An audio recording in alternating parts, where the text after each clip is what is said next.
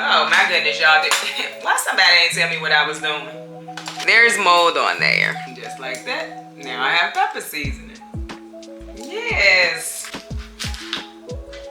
Just remember, I'm always going to be honest. Always, always, always. They come out of these flowers because it was just easier. And we all know I like easy. I do want to show you all some of my books.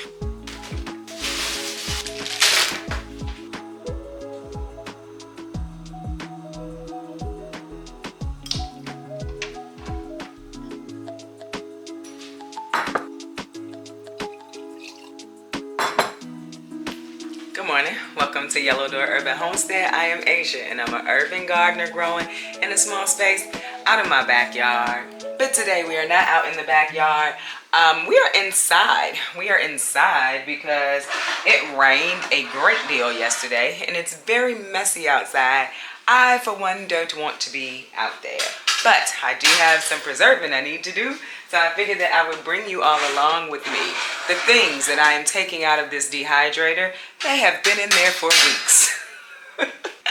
I'm not going to say that they haven't because they have. So we're going to start off with the things that are in the dehydrator. Things that are in the dehydrator are cherry tomatoes, garlic, peppers. That's what's in the dehydrator right now. Garlic, peppers, cherry tomatoes. They have been dehydrated more than once because if you leave something in the dehydrator and you don't put it in something that's airtight, it will start to moisten again. So, not going to tell you that they haven't been dehydrated more than once, but they have. Oh, you know what else is in here? Some tomato skins. So, I'm also going to show you today how I make tomato sauce. Not going to can it, probably will use it for dinner today, but I will show you how I make tomato sauce. The other thing is these things have been sitting here for probably over a month. We haven't done a lot of inside videos, but this is sage that I let dry, and this is just a baking rack that I decided to use to dry my herbs. I believe that's lemon balm. I believe that's also lemon balm. This may be mint. Pretty sure this is mint as well. There is, I don't know what that is, but it looks horrible. Like it's very light colored. I feel like it's cilantro, but I don't know. And then we have some rosemary down here. So we're gonna harvest it, well, we're gonna preserve, get all of this stuff put up. We have onion flowers that have dried, so we do have some seeds. We're gonna go ahead and get those seeds put up. This is the, I wanna say mugwort. I'll have to look it up and make sure I have the right name. It's either mugwort or it's the other one. I'll let you know. There's calendula down here. These sweet potatoes are just sweet potatoes. And they had started sprouting. I was gonna plant them this year, but I did not. So we're gonna get all of this done today. We also have some peppers that have been in the refrigerator, some tomatoes that have been in the refrigerator, and then what we harvested a few days ago. So here's the thing. I did not have time. I did not have time and I did not do it. And so I did want to roast the tomatoes, which is why I didn't freeze them, because once you freeze them, you get a lot of water content, and I imagine you probably still could roast them. I just chose not to. So whatever is still good, I'm getting my grinder. But whatever is still good, I'm gonna use it, I'm gonna roast it, I'm gonna make some tomato sauce. And if it's not enough to make like spaghetti, I can make like a pasta that doesn't need a lot of sauce. Either way, we're going to use it. So in order to get some of this stuff off the table quicker, we're gonna start by grinding up the things that are already dried. And this is a Krups Silent Vortex 3-in-1 coffee, spice, and dry herbs grinder. I got it off of Amazon, and I will link it below. If it's not already linked, it might already be linked. But this is our grinder. And so Probably need to find an extension cord really quick. Anyway, this is a very good grinder. If you're looking for one, like if you were thinking like what grinder should I buy, this is a very good grinder. It grinds my vegetables really well, and I mean it'll get it to a real powder for you. I grind my coffee beans in this for the espresso machine, which people have asked, how is the espresso machine going? How do you like it? I absolutely love it. Like, I'm so excited to have that. Like, serious truth, it is good for people who are starting out, you know, trying to learn how to make coffee, how to make espresso. I really love it. So that is my answer. I am still loving it. So let's see here. Let me go find an extension cord. I'll let my dog in because she is barking, and I will be right back. I found one. It's a surge protector, but it works. Oh my goodness, it's so messy down there. I'm gonna redo that room. I'm looking for shelving right now because I want to redo that room. So anywho, now the garlic, I want to start with the garlic. So this is what garlic looks like after it's dry. It should be dry, like crunchy. You can hear how it's dropping, and you can hear it hitting the inside of this. It should be dry and crunchy. You know how you might buy garlic from the store and it starts to stick to your container? It's the moisture. So we're just gonna put it all into the grinder. And this does come out. You don't have to leave it in there. It's pretty cool. I like it. And we're just gonna grind this down. I can still smell the garlic. It smells so good. Now this isn't gonna make a lot of powder for me, unfortunately, but like I said, this year I'm gonna try to make an actual seasoning. So I'm probably gonna mix a good amount of this in with something else, probably the peppers, and then probably some oregano and maybe some sage, to make a little seasoning powder for myself. And so I dehydrated these. I normally put my dehydrator on 140, and then I'll do it for like, you know, maybe 12 hours, and then I'll check it. And if it's not dry, then I'll turn it back on.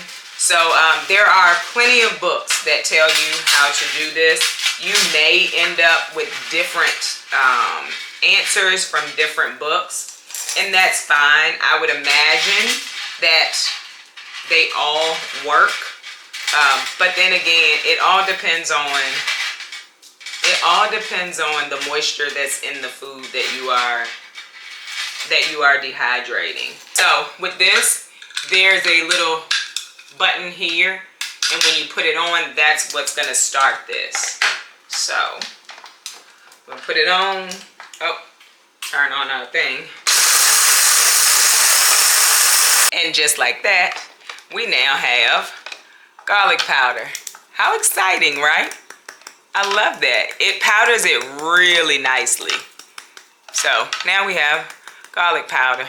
The way that I'll save this is in a jar. So let me grab a jar real quick. So just gonna get a little jar. And I have these cute little stickers that say homemade with love. I hope y'all can see that. I don't know. Oh, there we go. Someone sent me these. Someone on here sent me these. And then I'll just write on it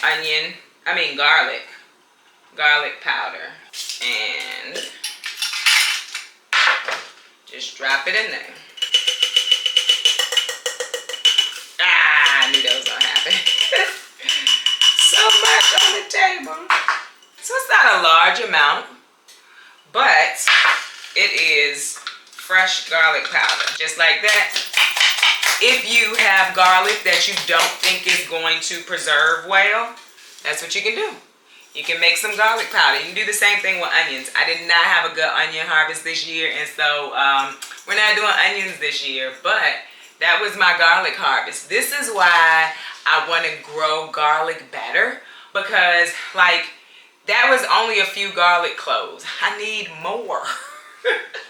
The next thing that we are going to powder are the cherry tomatoes and the tomato skins. So where did my tomato skins come from?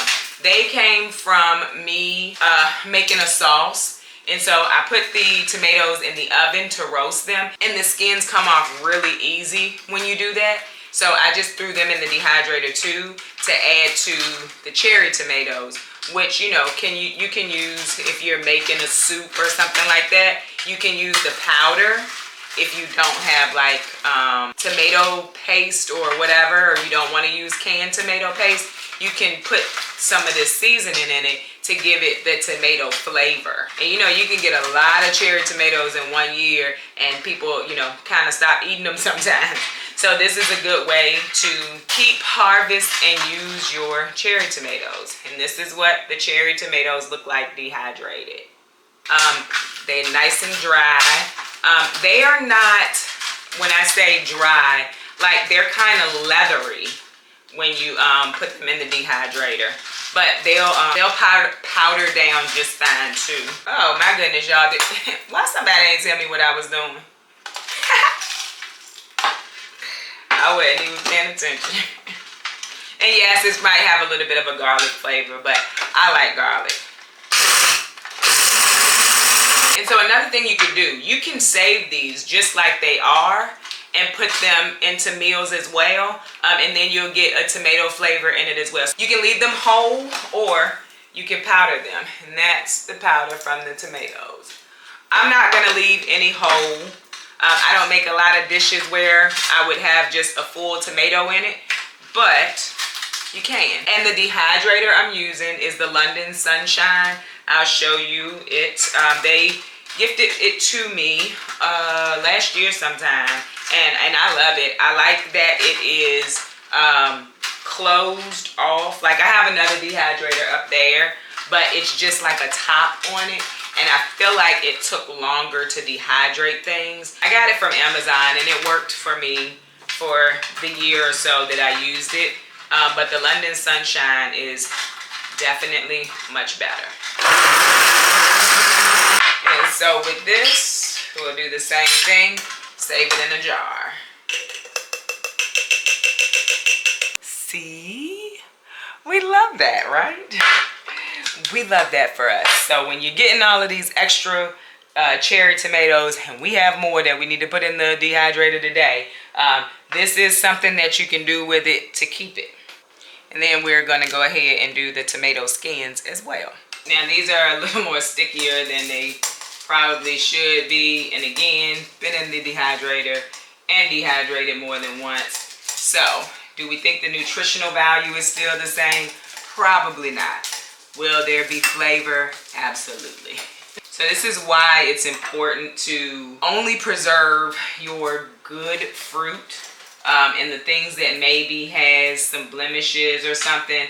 Make sure you cut that off, because if you're using this part of it and you like didn't cut off the bad part, then you're essentially kind of taking whatever bad was in that skin and you keep it. So that's why it's important. I used to say, like, why does it matter if I keep the best fruit, the best vegetable? And now I understand. See? Does the same thing. Does the exact same thing. And now I have more powder to add. And it just smells so good, y'all. It smells so good. And we'll just keep that too. And in my years when I get like really good harvest, this year was not that year. Not because of my garden or anything, because of me. And even with such a bad year, and I know some people are like, you didn't have a bad year. Compared to other years, I did. But I also wasn't under the stress that I was under in past years. And that's okay. So now we have the peppers. They also have a little bit of a stickiness to them. They're not like super dry. Well, they are super dry, but they still feel rubbery. And I do not take the seeds out of my peppers when I am dehydrating them. And this is why I want to grow more peppers, because this seasoning was absolutely delicious last year.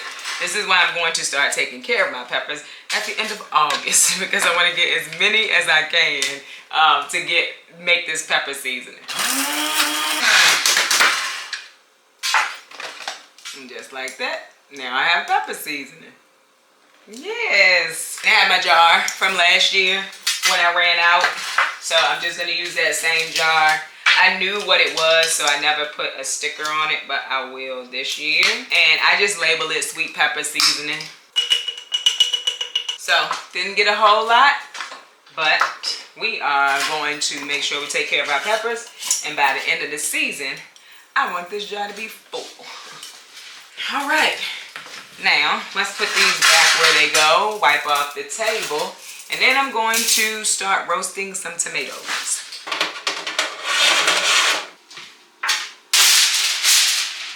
Okay, so I'm going to be honest with you. A lot of these tomatoes may not be any good, but we're still going to do it.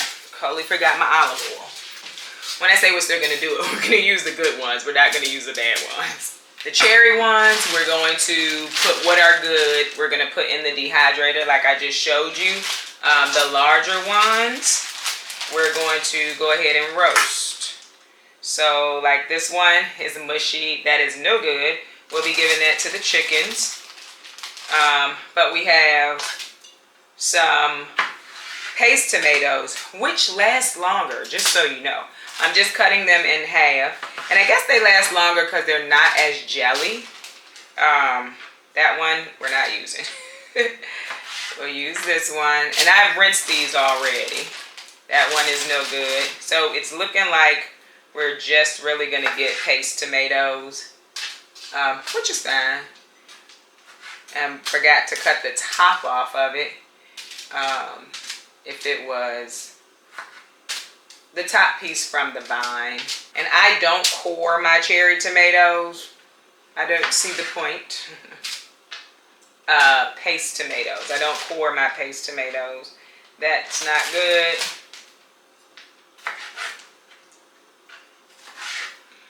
Just cutting them in half. And I don't know that they're not good.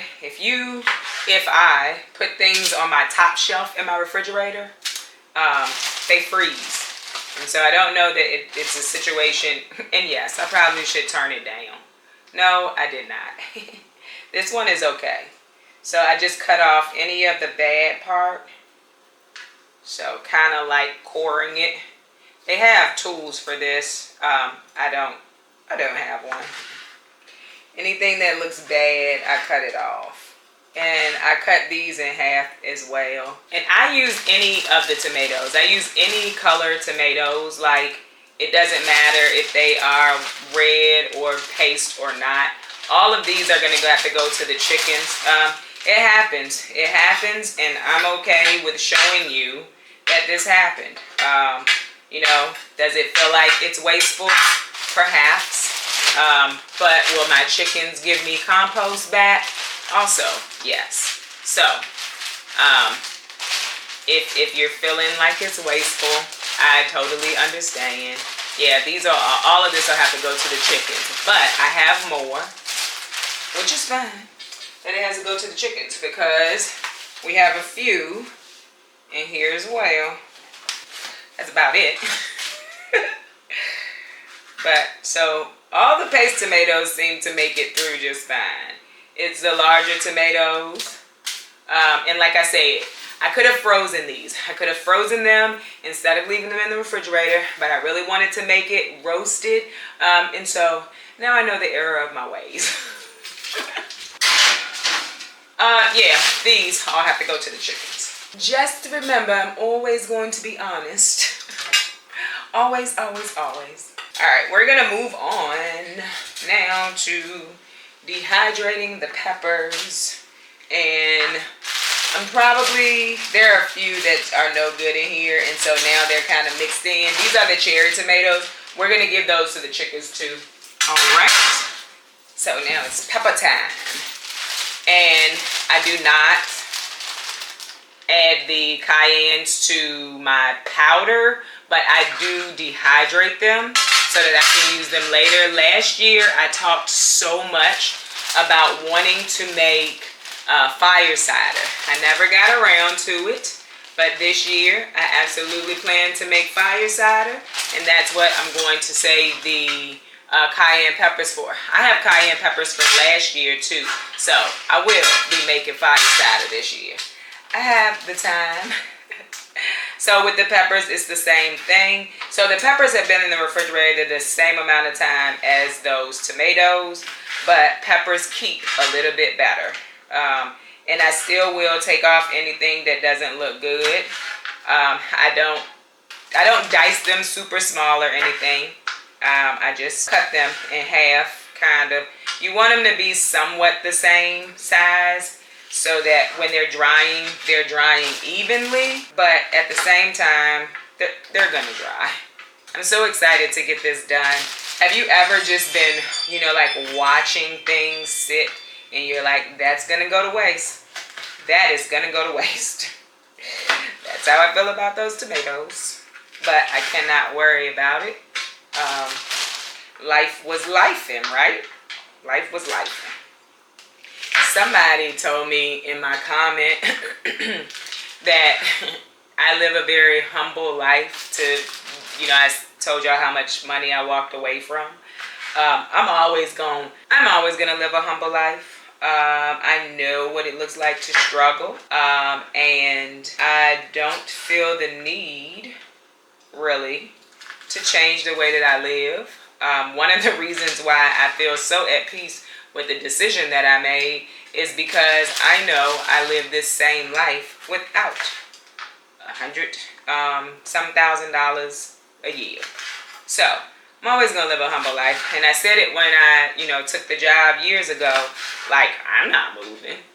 Plus, I have a really nice mortgage for the time that we live in. So I don't see the point. And if I'm honest, when my kids get older and they decide to move out, this is plenty house for me. Do I need to fix some things up? Yes. Does it bother me a lot? No. It just doesn't bother me. I don't care, if I'm honest. And me and my children are just fine here.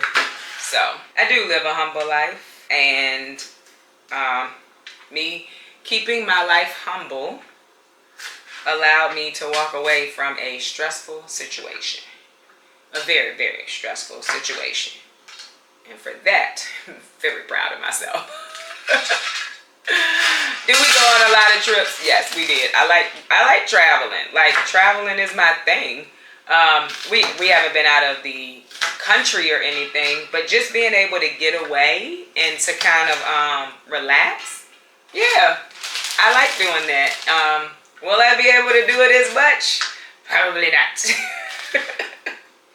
Will I still do it? Absolutely. I will. Me and my daughter do trips all the time. I have a cabin trip coming up.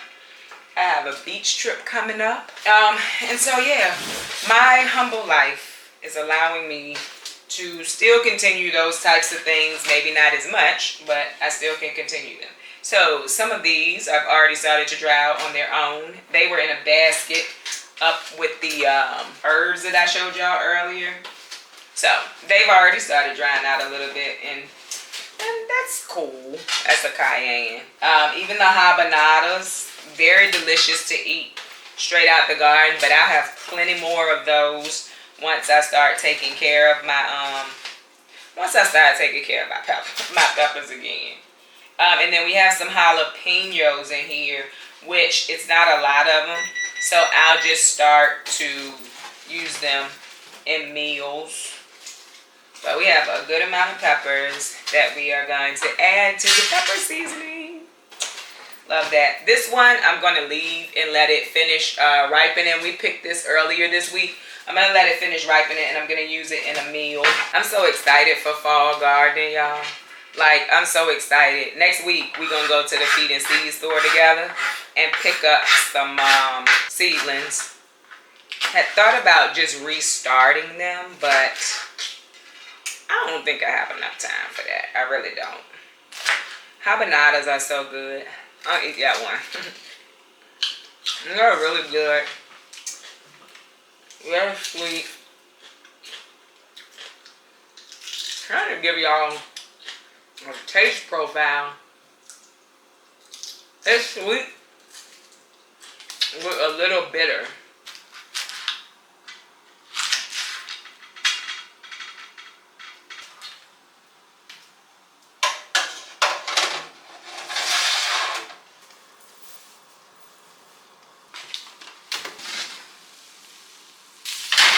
So we're gonna let those go for a few more minutes. I like to see it with a little bit of blackness on it. So yeah, we're gonna let them go for a few more minutes. I have decided I'm gonna do a small pan of paste. And when I say that, I'm simply gonna let it like cook down and all of the water come out of it. And then it'll just be a tiny bit of tomato paste. And you know, when you're making dishes that you need tomato paste, you don't normally need a whole lot because I don't see that making like tomato sauce. So I completely forgot I had made some basil tea. That's what y'all saw me pour earlier, so I just warmed it back up. Not a lot, so I can drink my tea. So I have not been drinking coffee every morning either, which makes me excited. I have not been drinking coffee every morning anymore. I have switched over to some of the herbs that I have been saving. And then like my cabinet over there, I already had herbs saved from like last year and probably the year before. And so now we're gonna add these. This is basil that I did not let dry in a single layer. I did not let it dry in a single layer. I let it dry over here on top of each other, and I want to show you why you shouldn't do that. If you can see, I hope y'all can see it. There's mold on there. And so that's why you should let it dry in a single layer. So what's going to happen to this? I'm not going to keep it. I'm not going to keep something that had mold in it at any point somewhere in it. So this will go into the compost pile. Again, I know people are going to be like, all this wasted food. My life was busy. I understand it. You don't need to leave it in the comments. I understand it. So yes, this is going to go into the compost pile. If you want to leave it in the comments, that's fine. It's not going to bother me. But I'm telling you that I already know. But we do have some that I did end up getting right. And so with these, I just... Oh, my nail. I just hung them to dry. So this is sage that I hung to dry. There is no mold on it, anything like that. And so we're going to go ahead and put this into a jar as well. I feel like we already have a jar of sage and we can put this in that jar. So hang dry or laying flat is your best way to ensure that you actually get to keep the herbs that you're trying to save. That I can tell. So another thing that's important to know is that I did not dry this before I hung it. That's why it looks so brown and kind of shrivelly, if that makes sense. I could tell that it was a quick thing I was trying to do so that I wouldn't lose my harvest. You should somehow ensure that your herbs are as dry as possible, like either put them through a salad spinner, which I need to purchase. I don't even have a salad spinner, but I used to just let them dry in a single layer before I hung them. But I didn't have time to do that really. And you know, time, energy, mental capacity to do that, honestly. This was laid in a single layer and it's fine. Oh, I got to check the tomatoes. Smells so good, y'all. So you can see there's a little bit of darkening on it. That's when I feel like we got a good roast taste in it. And to show you what I mean when I say the skin comes off really easy when you roast it, let me show you really quick. See how simple that's coming off? It's hot, so I can't really touch it, but it'll just peel off. You see that? That's what I mean when I say the skin comes off really easy if you roast them. It does the same thing if you, what do you call it? I guess it's kind of like a blanching. You just kind of drop it in and take it out, then the skin comes off pretty easy too. It's not as easy if you just like try to cut them without putting some kind of heat to them. It doesn't come off as easy. So we're gonna let those sit for a minute. That sunflower head that I kept, that has dried, it does appear. Yep. So that has dried too. So I can save these to plant, which is probably what I'm gonna do because they're not large seeds. So if I had saved a really big head, I would have saved them. I would have put them in the oven, cooked them, and we could have eaten them. But we're just gonna save these for planting. This was one of the miniature ones that I really did enjoy this year. The other thing that's down here is a bunch of onion heads. And so these have onion seeds in them. We're gonna take them out and then we're going to save those too. So if you can't get to it, you have the ability to get to it later. As long as, however you store it in that time, it's a good point of this video. As long as however you store it while you don't have the time, mental capacity, whatever you want to say, is stored correctly. So we saw with the tomatoes. Should have put them in the freezer. I wanted to roast them, didn't get around to roasting them. Had I put them in the freezer, they would have been just fine today for me to use. But I didn't, and that's fine. Same thing with all of that basil that I left in that basket. Had I stored it correctly, had I put it in one layer, we wouldn't be here. But we're here. But really quick, let's go ahead and get these tomatoes into a tiny pot. A very tiny pot. We'll just let it cook down to a little bit of tomato paste. So this is the one we had taken the skin off of a few minutes ago. Skin comes off so easy when you roast them. Like, I love it. Y'all see that? Skin just coming right off. Nice. I love that. Makes my job a little bit easier. And you can keep the skin on if you want to. I find that when I keep the skins on, it takes a lot to like get the bitterness out of the tomato when I'm trying to make the sauce.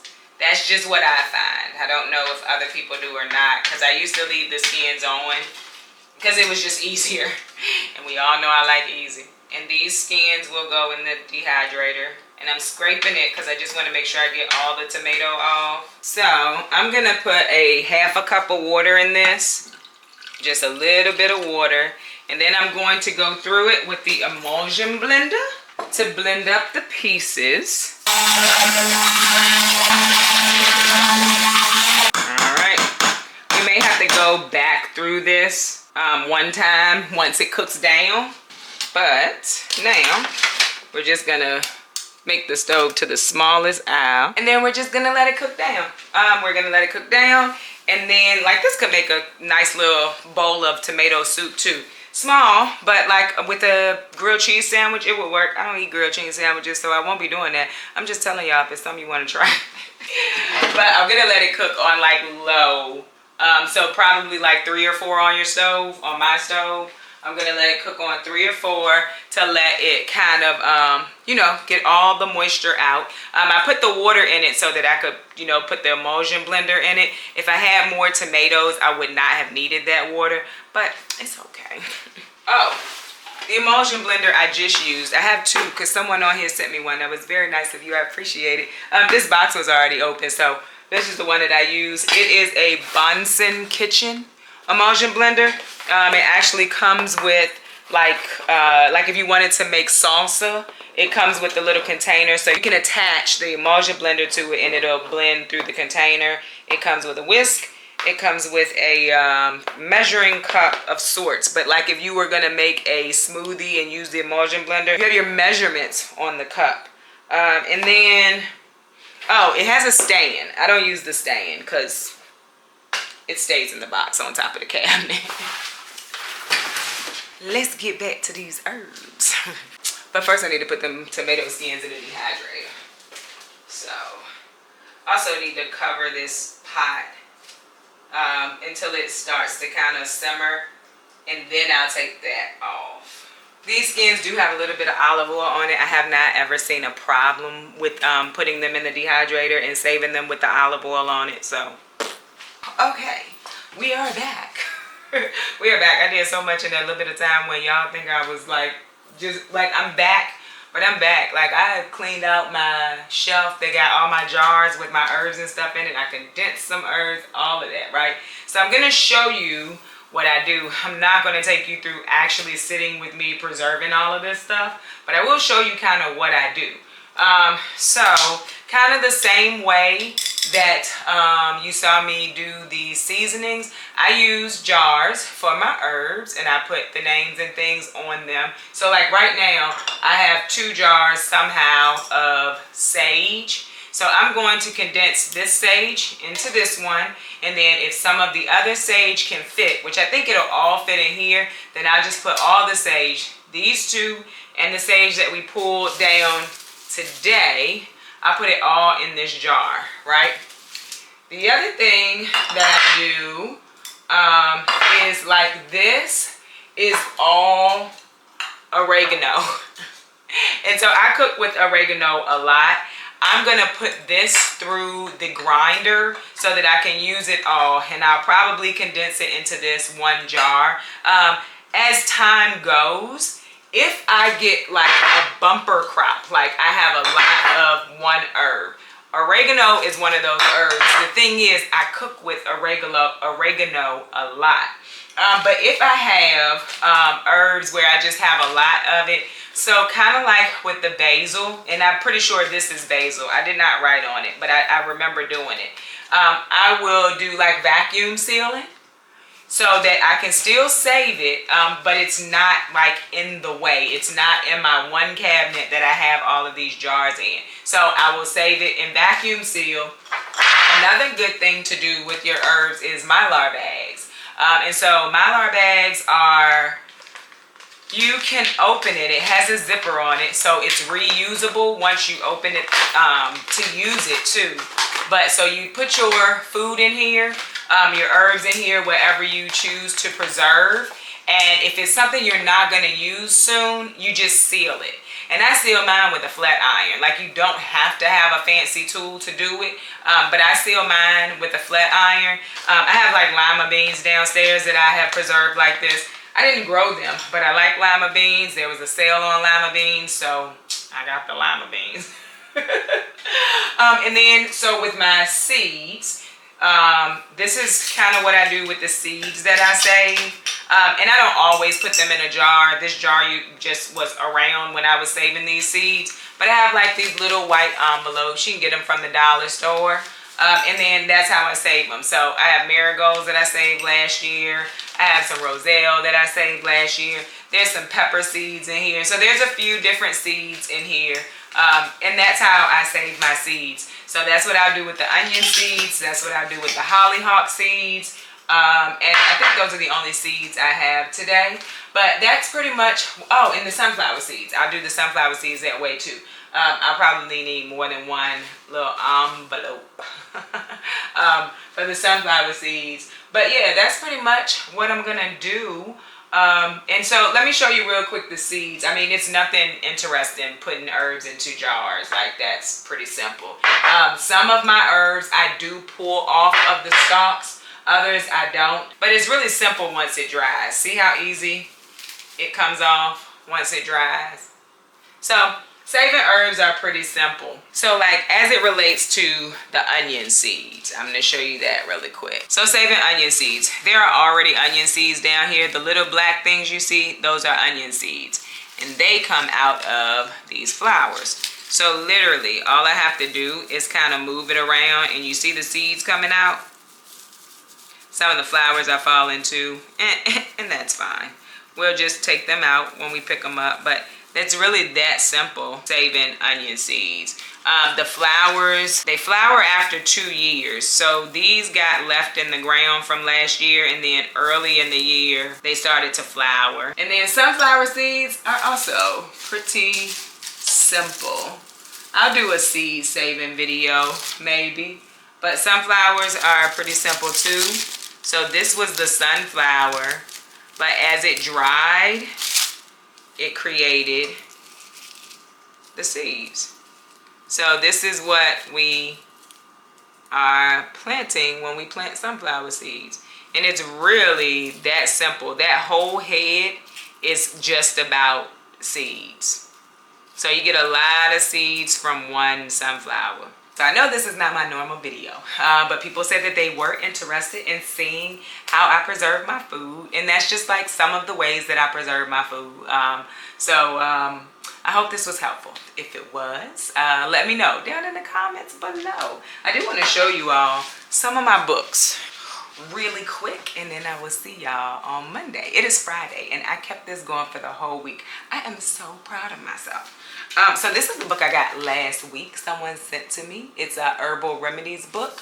And so I haven't, of course, used it because someone sent it to me last week, but it's very useful. It tells you what parts of the plant you can use, what it's good for. Very, very useful. I cannot wait to dig into this. I can't wait for us to start learning those herbs together. The other one that I use for canning and dehydrating, because it has dehydrating in here, is the Ball Can book. Because, I don't really know what I'm doing. So it has dehydrating in here too, and that is very useful. It has freezing directions in here. It has canning directions in here. It has a lot of recipes in here too. So you maybe want to check out the Ball Canning book. If you've ever heard of Rosemary Gladstar, she has a book, and I've had this for quite some time now. And when I am trying to figure out a herbal remedy or a herbal use for a herb, I go to her book. So I have quite a few pages that are turned down. I think that's calendula. Calendula. No, that's dandelion. But so dandelions grow anywhere, everywhere, and I'm interested in using them. So maybe check out her book. Oh, somebody sent me a fermenting one. I have not used it, but I'm very much interested in fermenting things. Fermented food is very, very good for you. And as I work on cutting out some bad habits, I also want to add some good habits in there too. And then the Herbal Apothecary book. This one is pretty darn detailed. I really like this one too. It has a lot of information for you to actually learn the herb in it. Also, it teaches you how to use it, but how to identify it and everything is in this book. I believe somebody sent me this one too. Not every book is going to have everything that you want, so I'm of the belief that the more you have, the more you know. You want to make sure it's a good book. You know what I'm saying? They're giving you good information. So I do sometimes cross-reference between the books too, if I can. If the herb that I'm looking for is in more than one of these books, I'll cross-reference too. And then this is a preserving one. So those are the books that I use. These are my methods of saving my food. Even when I save it too late, I still try to save it. And so yeah, just figured I would share this with y'all today. Again, I hope it was helpful. I hope you enjoyed this video. If you did, don't forget to like, share, subscribe. Don't forget to visit me over on Instagram, where I post about the things going on in the garden just about every day. Bye y'all.